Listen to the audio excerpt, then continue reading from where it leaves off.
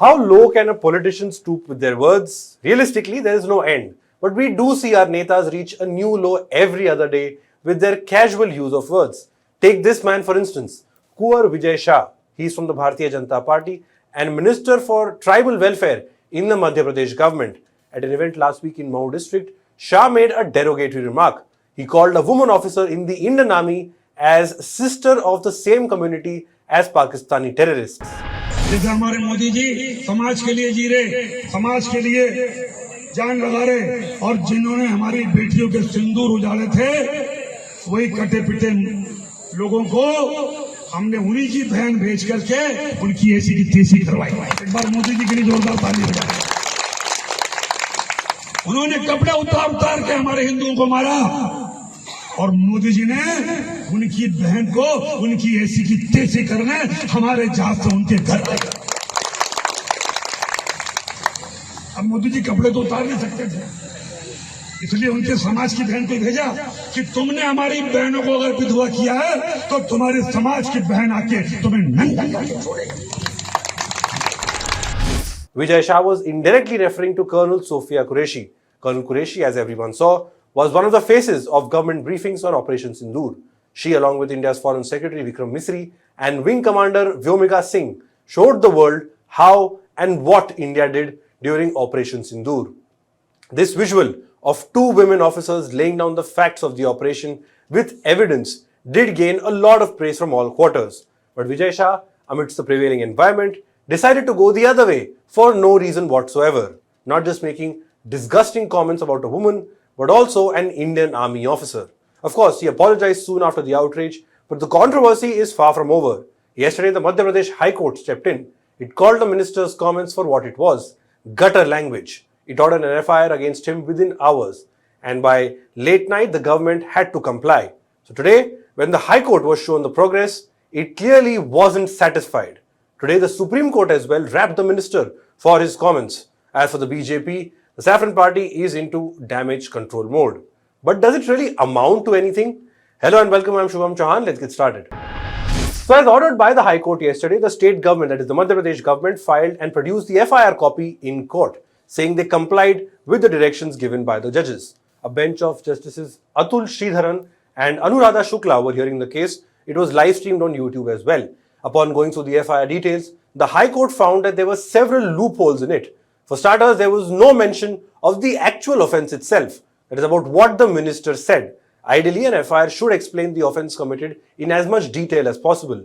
Based on the offence, the offender is booked under relevant sections of the law. The court says there is nothing of that sort in this case. Instead, the FIR just says what the court asked the cops to do, that is book Vijay for his comments. The FIR doesn't go into what Vijay Shah actually said.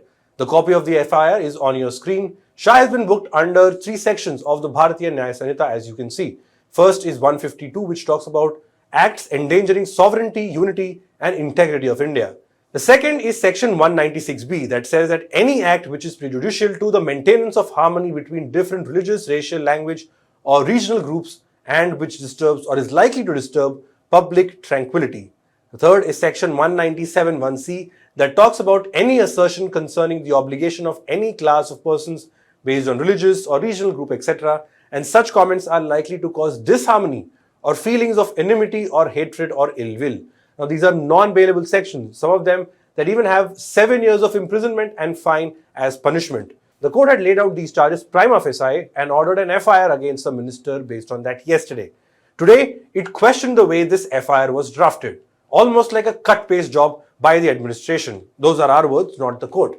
The state government's lawyer kept insisting that they had complied with the 4-hour deadline given by the court. The court said that the timing wasn't an issue, but the issue, which is what was filed in the FIR, the content of the FIR was an issue.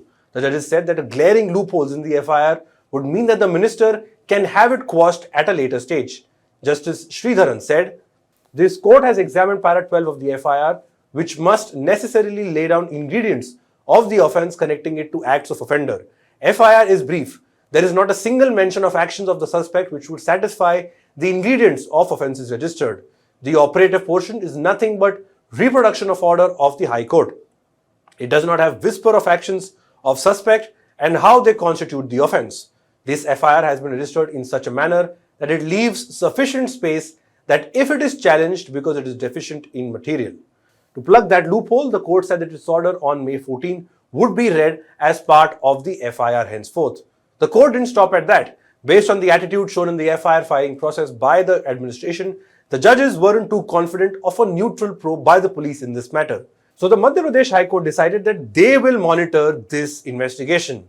Now the case will be heard immediately after the court's vacation, that is sometime in June. Meanwhile, Vijay Shah knocked the doors of the Supreme Court today. He urged for a stay on the FIR and an interim protection from his arrest, saying his remarks were misinterpreted. The court refused an urgent hearing and even slammed the minister. A bench headed by Chief Justice of India, B.R. Gawai, called out the minister for his language. The court added that Shah's stature is well known and nothing will happen to him in one day. The apex court told the minister to go and apologize in the High Court first. This matter will be heard in the Supreme Court tomorrow. Given what we saw today, expect the Supreme Court to come down heavily on this minister from the Bharatiya Janata Party. Now, as all of this is happening, Vijay Shah continues to hold his post as minister and is very much part of the Bharatiya Janata Party as we speak.